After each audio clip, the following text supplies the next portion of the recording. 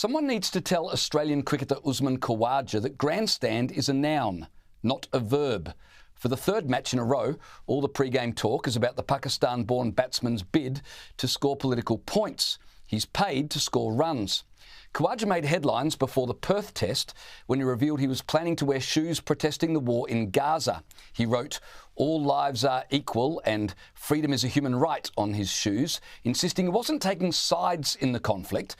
Well, the fact that he wrote his inane slogans in the colours of the Palestinian flag would argue otherwise. And that he didn't highlight the conflict when Israeli citizens were being slaughtered, but only when Hamas was in the firing line, would also suggest he's not playing with a straight bat. When the International Cricket Council refused him permission to wear the shoes, he wore a black armband instead. He said the armband was for a personal bereavement, but he wouldn't say what that bereavement was. Well, it seemed pretty obvious to most people that he was wearing the armband in solidarity with Palestinians and in defiance of the International Cricket Council. There's a pattern here, isn't there? Khawaja's shoes were non-political, though written in Palestinian colours, and Khawaja's armband was personal, though he refused to elaborate. Khawaja forgets he's not the only one who can play spin. We see this for exactly what it is, and so too did the ICC. They reprimanded him for wearing the armband without having first gained the necessary permission. Predictably, the batsman claimed he was being persecuted.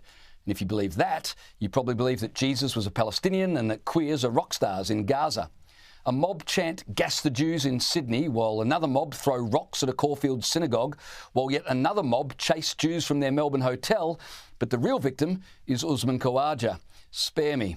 Khawaja is an aggressive opening bat and a passive-aggressive political campaigner. Like I said, someone needs to explain to him grandstand is where one sits, not a thing one does. Prior to the Boxing Day Test, all attention was once again on the batsman, who was then demanding the right to display a dove on his shoes and bat. Usman had this to say at the time. The reason I'm doing it is because it hit me hard when I'm looking at my Instagram and I'm seeing kids, innocent kids, videos of them dying, passing away. That's what's hit me the hardest.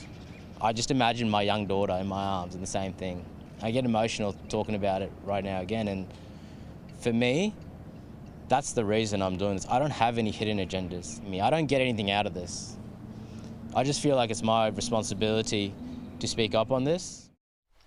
Most people are well aware by now of Usman's views, and we all understand exactly what's happening in Gaza, where not incidentally, more than 100 Israelis are still being held hostage by the terrorists, supported by 75% of the population. Of course, it's hard to find space to write those details on a pair of cricket shoes. Khawaja is testing the patience of sports fans who admire his elegant stroke play, but just don't want to be lectured on Middle Eastern politics when he's meant to be representing Australia. And to be honest, we don't like being played off a break, being told he's not taking sides when he clearly is.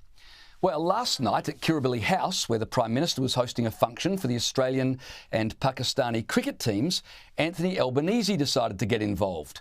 After paying tribute to David Warner, who's about to play his final match in Sydney, the PM added this.